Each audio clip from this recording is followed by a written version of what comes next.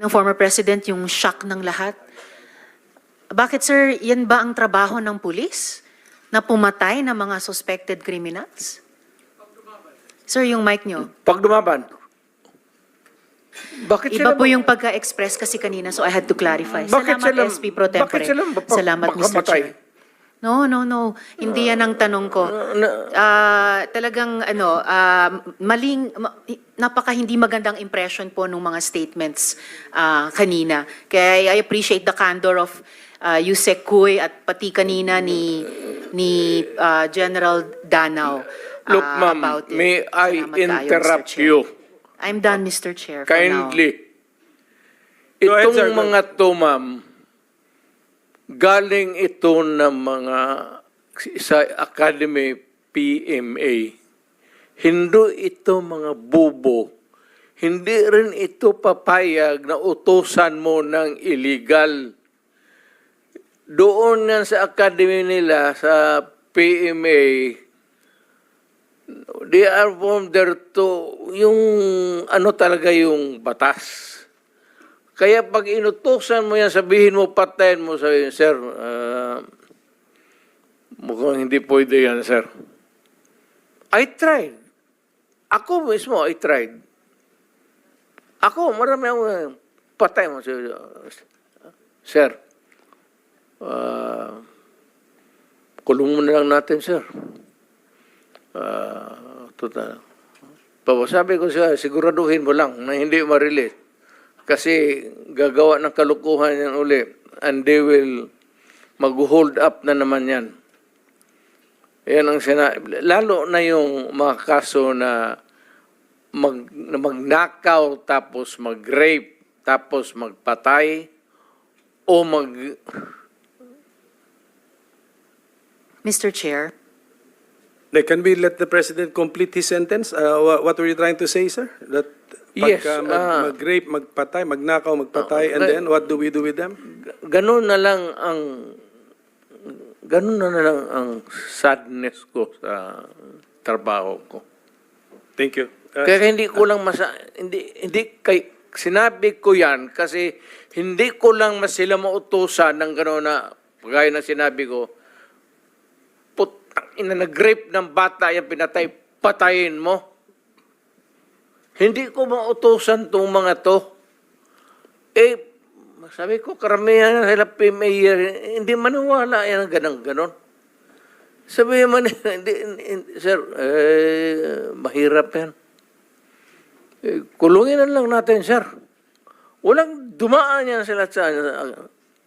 There was never a time na sinabi ko, patayin ninyo yan. Minsan yung harap-harapan sa crime scene, nakita ko yung bata, 3 years old, rape, patay, tapos nandoon yung tiyuhin.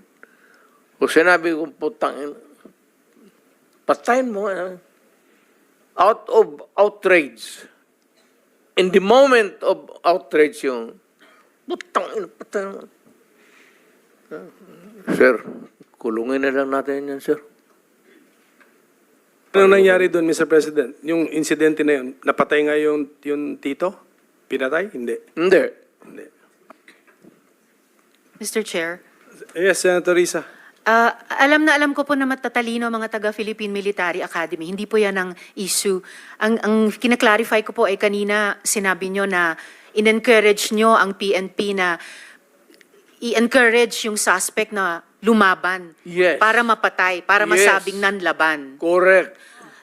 Correct. Para Ito sa very ma-minimize. incorrect. Correct, yes. Very incorrect po, if I may Yes. say, as a It's not, civilian, sa well, professional police. It Salamat depends tayo, on, Mr. Chair. ano na natin yan, ma'am. That's your view, that. It's not my view only, Mr. Chair. Thank you for putting it on the record. Pagka-mayor, pagka-prosecutor. Ako, alam ko, dumaan ako, prosecutor, mayor, presidente, alam ko ang trabaho ko. Yes, Yan salamat ang totoo tayo, Mr. dyan. Chair. Hindi ka nagdala ng syudad eh. You never Totoo had po, a Mr. chance Chair. to solve the problem of a community. Thank you, Mr. President. Thank you for Senator putting it on Hindi record, tayo Mr. Chair. magkaintindihan dyan. Senator Estrada has the floor. Thank you, Mr. Chair. At Alam kung niyo, pabalikin ako, sir, gagawain ko uli yan. Dublado. Your Honor. Silence, please. Osaa, silence the gallery and those who will do that again, exclude them from the hearing hall. Gallery, please do not encourage me. Okay, Mr. Stay President. Okay, Mr. President, it's now Senator Estrada who has the floor. Thank you. Thank you, Mr. Yes, Chair. sir. Alam niyo po, nag-mayor din po ako ng San Juan, kaya I know where the former president is Marami coming ka rin from. siguro pinatay, sir. Alam ko.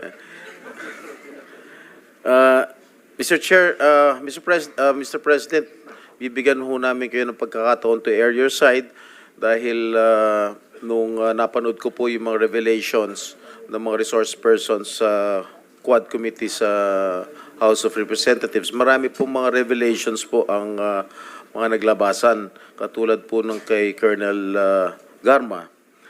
Ang sabi po niya, she received a call from you sometime in May 2016. Can you confirm this, Mr. President? Ay, hindi ako tumatawag ng polis. Bahay? Yung sabi niya doon sa bahay? Hindi ko pinapupunta ng... Before you assumed the presidency, you were still president-elect at the time. Sabi niya May 2016. So I presume you were still president-elect, Mr. President. I do not remember Calling her. calling her. And for what? Yung presidente ako, nandyan na yung lahat nasa akin na ang... Ang sabi po kasi niya dun sa kanyang revelation dun sa Quad Committee, nagpapahanap din po kayo ng isang police officer na miyembro ng INC. Tama po ba ito? Yun po ang sinabi ni Colonel Garma ron sa Quadcom, sa House of Representatives, yun ang Pangulo. I hate to say this, but... Nagsisinungaling yung gagang yun.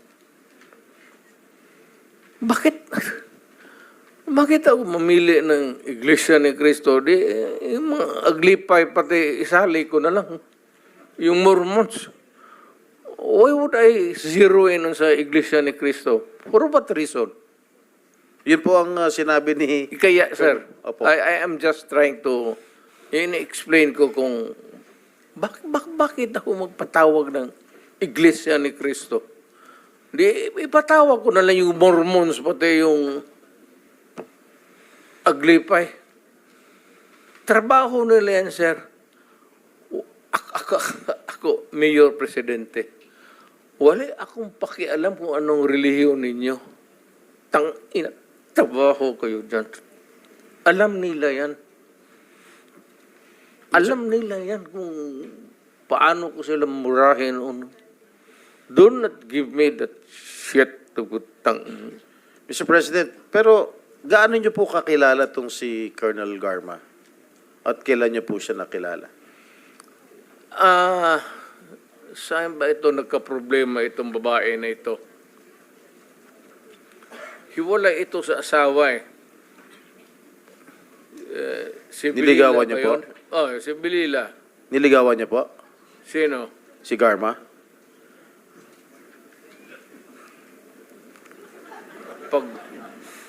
Kung wala na siguro akong ibang makita siya. Hindi, sir. Ganito naman. Hindi ko naman inaano. But, alam mo kasi, pag tao ko, alam nila yan. Parang close mo talaga. Kasi, ganun ako magtrato dito sa pulis eh. Ito sila, sir, mabutit nandito kasi puro dumaan ito sila sa akin. Ganun talaga ako Pero bakit ho siya nagsasalita ng nagbibigay po ng revelation doon sa Quadcom na sinasabi niyo hindi po totoo na tinawagan niyo po siya noong May of 2016 at nagpapahanap po kayo ng isang police officer na miyembro ng INC? Hanggang ngayon, sir, it's a mystery to me. Bakit ko siya tatawagan at bakit ko sabihin sa kanya paghanap ng Iglesia ni Cristo na marami namang pulis sa Davao na membro ng Iglesia ni Cristo. Why would I specify a person belonging to a religious sect when, as a matter of fact, there are a lot of policemen who are members of the Iglesia ni Cristo in Davao City? What would be the point of asking for a special person? Hanggang ngayon, sir, hindi ko nga mafatong. So sabi ko, well, I don't know, but it's a lie. Or making up stories.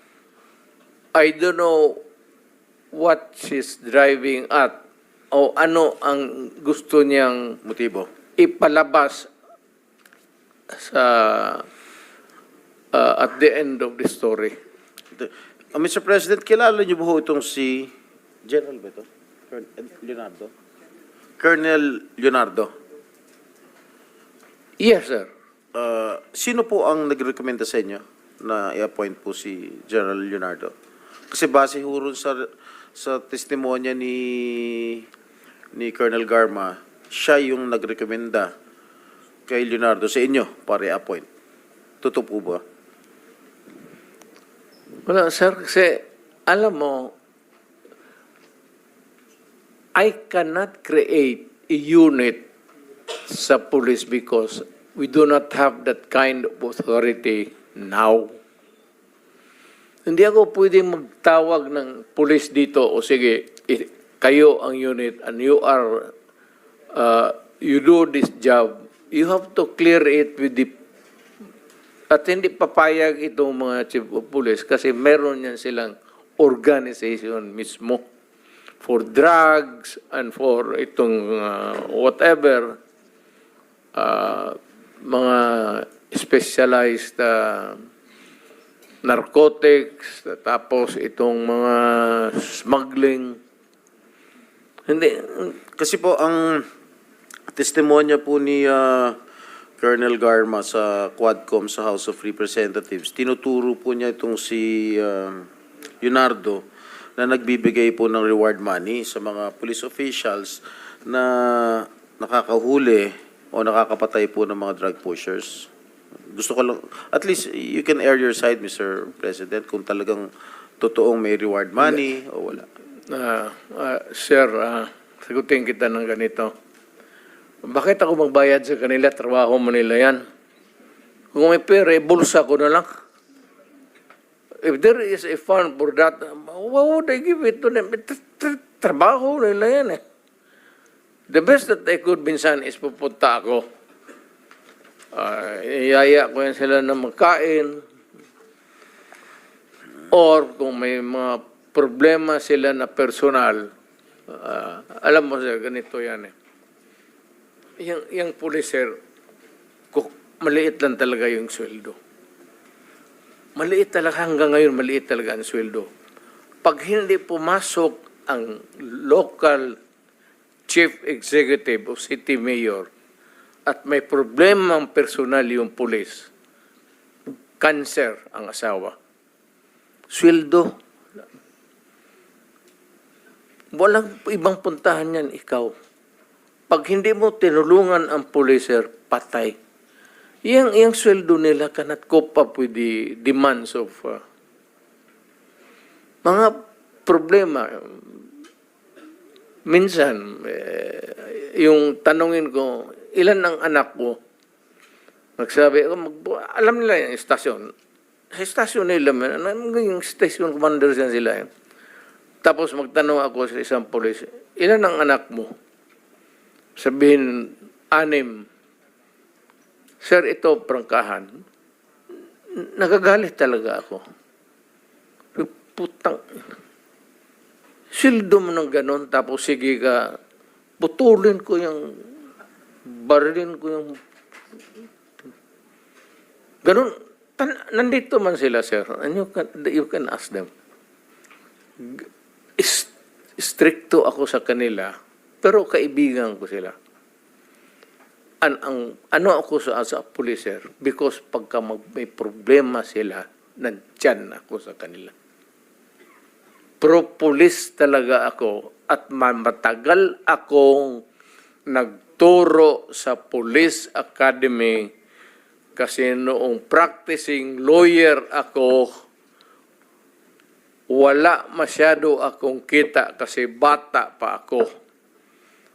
At maaga akong nag-asawa, magkaroon ako ng anak, kulang panggatas, kaya ako nagturo sa academy, kaya yan sila dumaan lahat sa akin. Lahat yan sila nakatikim ng lecture sa akin, sir. Wala akong sinabi sa kanila na pumatay ka ng tao, barilin mo, nakatalikod, ano yung sa law school ko, sir, yun ang tinuturo ko sa kanila. Yung criminal law ko dito sa law school ko, yun ang dinala ko sa kanila. At mas maganda kasi natitempla ko, I could use the common yung lingwahe nila. Kaya malapit yan sila sa akin. Pero alam nila pag nakasala sila, alam nila yan. Pagka sinabi ko nga sa kanila, ito, pardon, allow me to use the word. Sinabi ko talaga sa kanila, putang ina kayo mga polis kayo. Huwag kayong pumasok dyan sa druga. Huwag kayong pumasok sa kidnapping. Kasi ako mismo, ako ang papatay sa inyo. Ako ang magparil sa inyo. Totoo yan, sir. Ano yan? Buhay man sila lahat. Sabi ko, putang ina, huwag kayong pumasok dyan. Let's say kayo. Papatayin ko talaga kayo. Kaya yung pulis na nagkasala, sir, mga ganon, either pagka nagkasala, wala na. Mawala. Mawawala po. Oo, tanongin mo yan sila. Kasi sabi ko, papatayin ko talaga, putang ina, pag nakita kita, patayin kita. At kung tanongin mo ako, sir, na may pinatay ako, hindi man ako ang iniimbestiga ngayon, so hindi ako magsabi ng totoo. Mag-line na lang ako kay... Di ako na lang po magtatanong, meron na ba ho kayong pinatay, Ginoong Pangulo? Sir, may may moments of, lalo na sa yung outrage. Yung hindi ko matanggap yung minsan yung pamilya na ubusin mo, patayin mo, tapos i-rape mo. Mukhang sa akin yan, sir, talagang nawiwirla ako. Masyadong ang fuse ko dyan, mainit talaga ako. Alam nila yan. Kaya behave. Sir, ito tanongin mo, prangka-prangka. Nandito, or citizens of this country, anong pinaka-safe na city for the longest time hanggang ngayon? Tanungin ko kayo. Noong panahon po ng tatay ko, San Juan po. Kasi sir, binaback-upan ako ng tatay mo. O totoo, huwag na lang tayo ilabas na lang natin. Ang sabi ng tatay mo sa akin, sir, you do what you have to do to make your city safe. Kasi ang Davao nababalitaan na maganda. Kaya ang Davao nag-flourish. Kaya ang Davao malinis. Kaya ang Davao ngayon, anytime maglakad ka, walang gagalaw sa iyo. Alam ng tao kasi pag magkamali sila, hindi yung police, they have to deal with me. Ang dapat ako ang imbestigahin dito kung extrajudicial killing. Wala yan sila. Ako mismo ang... Mr. President, nung time na mayor ka, merong pulis na nag-involve sa droga sa Davao? Marami, sir. Oh, what happened to them as far as you know, Mr. President? Ayan sila. Sila ang may alam. O, sige, Hindi. tanungin natin sila. Mr. Sinabi President. ko. Sige. Sabihin mo, 24 hours, sabihin mo sa putang inang pulis mo. Pag nakita ko yan, patayin ko. Sige ba, I will now take the time of Senator Estrada. So, sino yung... Wag lang, sir. Huwag ka na lang lumayo. Yan yung katabi mo. Mamaya, sir. Mamaya. Unahin ko muna itong bisita natin because we will always be with him. So, we have lots of opportunities to ask Senator Bato. Sige. He is the best performer, sir. Kaya na senador. Mr. President, can I ask ito muna sila, no? General Gamboa, Your Honor? hindi ka man nag-chief ng Davao, but tama na dumaan ka rin sa Davao, sa career mo? At anong highest ang position mo po dun sa Davao? Yes, sir. I was the official spokesman of the Police Regional Office 11 for 2 years. Regional? Yes. How about the city level? Wala, sir. I was never Ah, assigned in the okay. city officer. How about General Sinas? Sir, you were never chief, di ba? So, dumaan po ba kayo sa career ninyo sa Davao City? Never, sir. Never. Yes, sir. Okay. How about si General Karamat? Hindi, sa mic, sir, para nakarecord. Never? Sa career nyo? No, Mr. Chairman, So only General Gamboa pa sa regional level. What's the pleasure of Senator De Lima? Just one or two sentences, Your Honors. Yeah, please, go ahead. We all heard from the horse's mouth that there are indeed death squads and pointed to certain former PNP chiefs or chiefs of Davao. These are very clear. Davao death squad to liquidate criminals, suspected criminals. Inducing, encouraging, and prodding people to kill directly or indirectly is not part of the duty of an executive official, whether it is mayor or president. Malinaw po, yung Davao Death Squad andyan. Marami pong sinabi dyan tungkol sila Matobato and Las Cañas. And Colonel Garma has confirmed that there is such a group, only that they are covered by code of silence. Hindi po madali talaga ang kumuha ng mga pag-aamin sa mga police officials na sila ang mga inutusan para pumatay.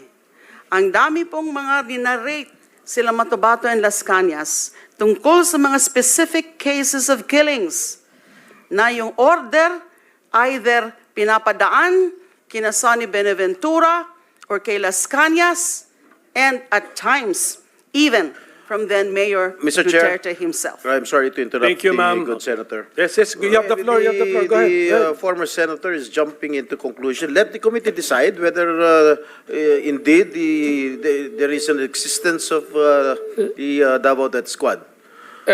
Senator Estrada, may I Yes. just... Go ahead, sir. Yes, Mr. President. One statement. Kung lahat man ito, kung totoo, palayan niyo ako ng kaso. May korte. At sinasabi ninyo na bakit ninyo nalaman na matay, na ganun-ganun. So, ibig sabihin may witnesses kayo.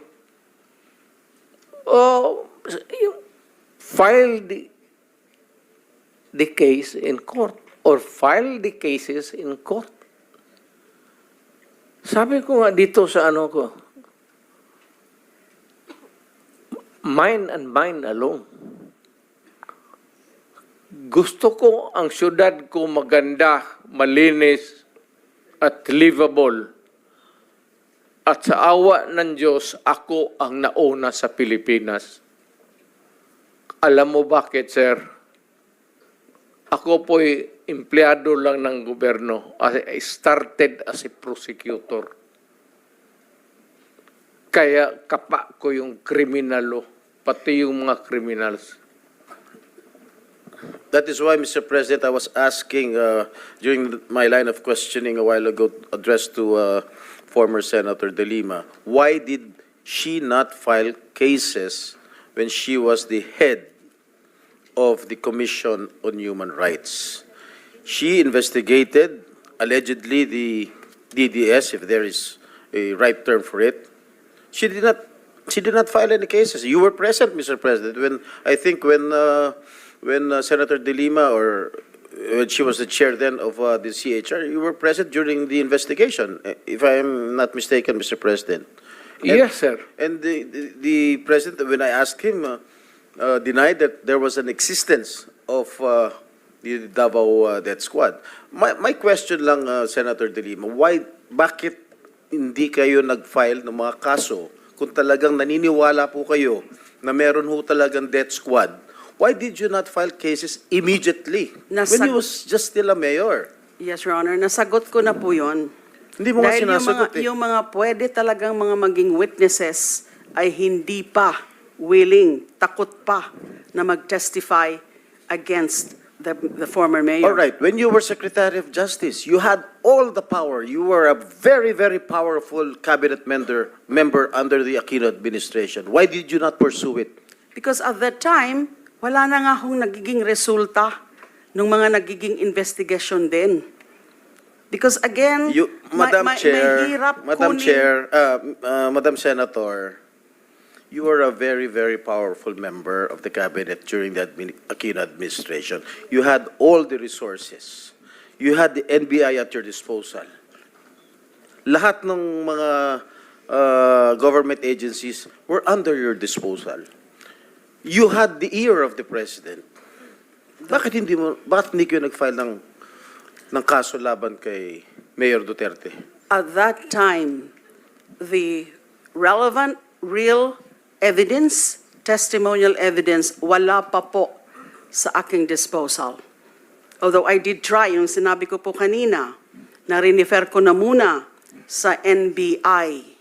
So, kaya lang, yun ang naging report, binalik nila sa akin. Now, they're trying, pero nahihirapan din sila na i-access yung mga witnesses.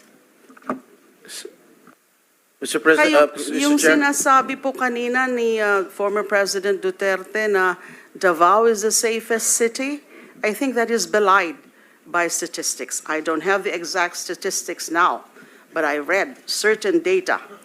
It's not the safest city. It has So what is the among safest city, highest, as far as you I know? would not know.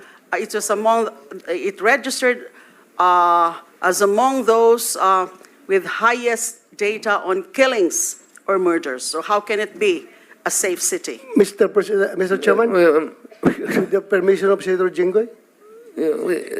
I think the former president wants to answer the accusations, the statements Mr. President, of former yes, you're senator. recognized. Maraming namatay, sir. Marami talaga.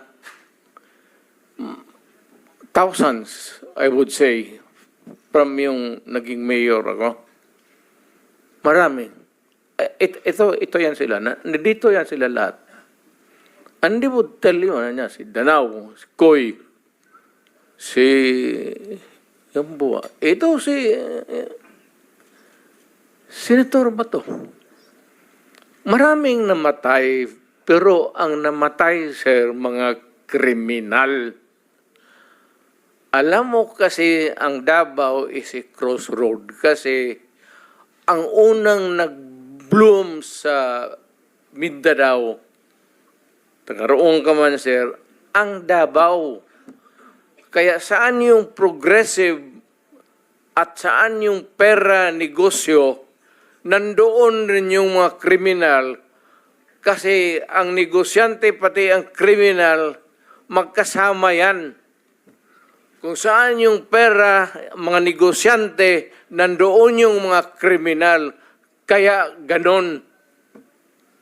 Kapag kabubo ka na mayor at hindi mo takot kang makulong, ako, di makulong, di makulong. I can make the confession now, if you want. Mr. Chair. Talagang niyayari ko. Pero wag mo naman, mga pulis kawawa naman. Ha? Meron akong death squad, 7, pero hindi yung mga pulis. Sila rin yung mga gangster. Yung isang Mr. Chair. gangster, utusan ko, patayin mo yan, kaya kung hindi mo patayin yan, patayin kita ngayon. Bakit mo isakripisyo yan sila? Alam mo, sir, ganito, ha? Mabutit na lang nandito, if you give me time. Ang pulis, sir, kawawa. Hindi mo alam, ito, nandito itong mga... Pag ang pulis na pahilan ng kaso, sir, suspended yan. Wala ng pagkain yan sa...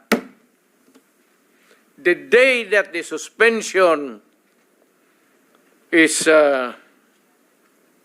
issued, that day, ang pulis wala ng pagkain, ang mga pamilya nila wala ng pera, ang mga bata wala ng pamasahe, hinto lahat.